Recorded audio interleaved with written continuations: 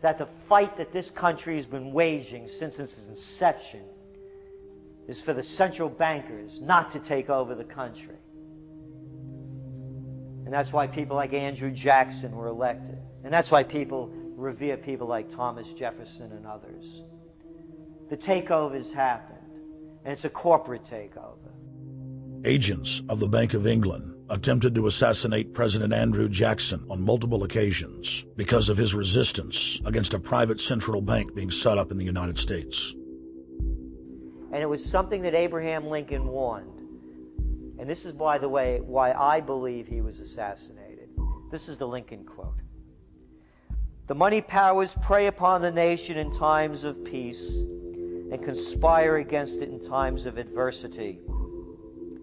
It is more despotic than monarchy, more insolent than autocracy, more selfish than bureaucracy. I see in the near future a crisis approaching that unnerves me and causes me to tremble for the safety of my country. Corporations have been enthroned. An era of corruption will follow, and the money power of the country will endeavor to prolong its reign by working upon the prejudices of the people until the wealth is aggregated in a few hands and the republic is destroyed." Wall Street has killed Main Street. So I know how unpopular it is to be seen as helping banks right now, especially when everyone is suffering in part from their bad decisions. I promise you, I get it.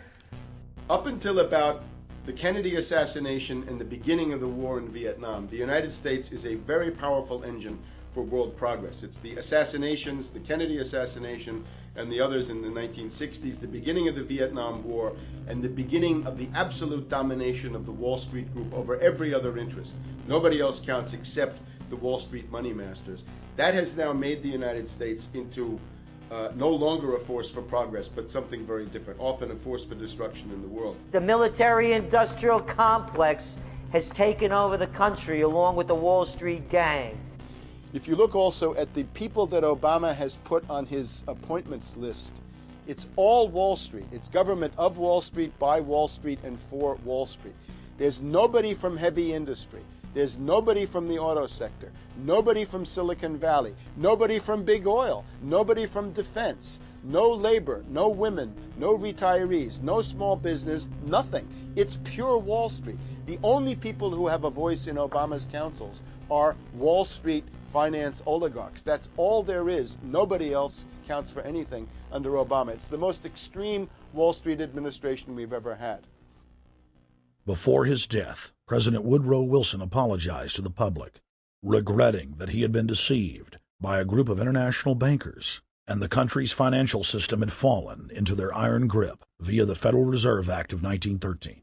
Whether sought or unsought by the military-industrial complex, the potential for the disastrous rise of misplaced power exists and will persist. Dwight D. Eisenhower, he warned the people that the military-industrial complex was taking over the country. Only 3 years after leaving office, President Eisenhower's prophetic warning concerning the threat posed to our system of government by the military-industrial complex came to pass. President John F. Kennedy had enraged the entire elite network. Now, Kennedy was brought in as somebody who was expected to be a puppet. It was thought that his pro-Nazi father, Joseph P. Kennedy, the bootlegger, the speculator, would guarantee that Kennedy would be obedient to the establishment.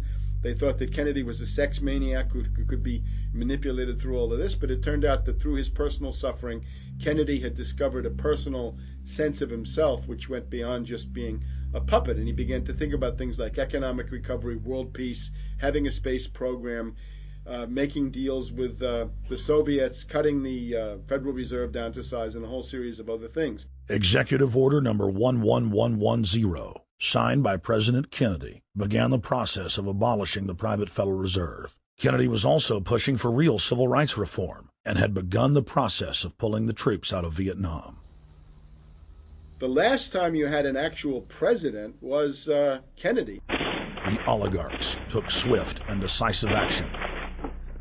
When John Kennedy attempted to take the government back from the robber barons, he was brutally murdered. The message to future U.S. presidents and leaders across the world was clear: do as you're told or die.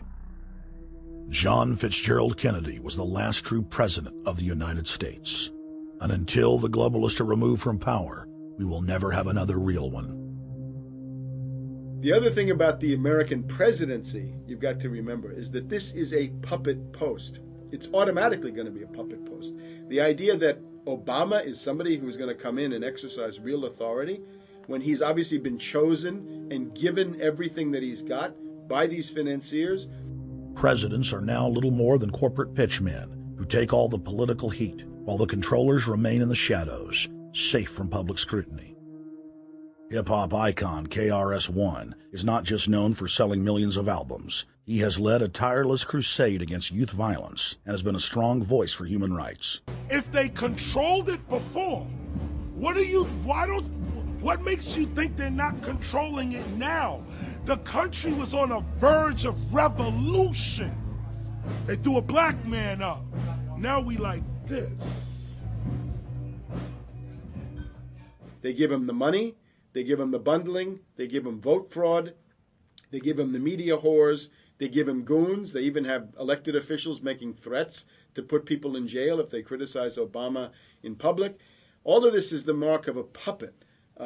And that means that he is a puppet, actually more of a puppet than anybody else, more of a puppet than Mrs. Clinton would have been, even more of a puppet than McCain. He's the maximum puppet that we've had certainly since Jimmy Carter.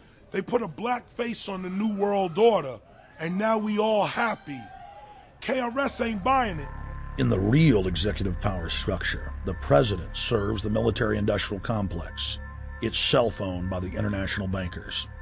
If there's a revolution, the population just throws out the prime minister or president. The elite stays in power because the public is never aware of who the real enemy is.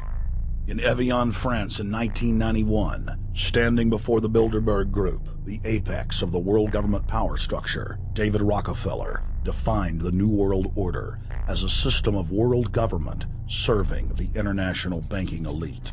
For decades, the banker-owned media would attack anyone who dared to warn the public that a dictatorial world government was being constructed right under their nose, and that national sovereignty was being deliberately destroyed. And now, after years of denial, the media and the elite themselves are proudly announcing that not only is world government real, but is the answer to the financial crisis that they carefully engineered. Suddenly, the Wall Street Journal tells us that the North American Union is here, and that getting rid of the dollar for a common currency with Canada and Mexico is good. The Financial Times of London, published by a member of the Bilderberg Group, crowed that a dictatorial world government had been kept in the shadows for our own good, and that it was now time for it to emerge from behind the curtains of national security. White House Chief of Staff Rahm Emanuel stated on record that they can't let this crisis go to waste. You never want a serious crisis to go to waste. And what I mean by that, it's an opportunity to do things that you think you could not do before. And Henry Kissinger, who gave Barack Obama his first job out of college, told national television that the economic collapse was a great opportunity to bring in the New World Order. He went on to say that Barack Obama was the perfect person to sell it to the world. But he can give a new impetus to American foreign policy, partly because the reception of him is so extraordinary around the world. I think his task will be to develop an overall strategy for America in this period when really a new world order can be created. It's a great opportunity. It isn't such a crisis. In June of 2006, our team traveled to Ottawa, Canada, to gather intelligence on the shadow government's agenda for the coming years.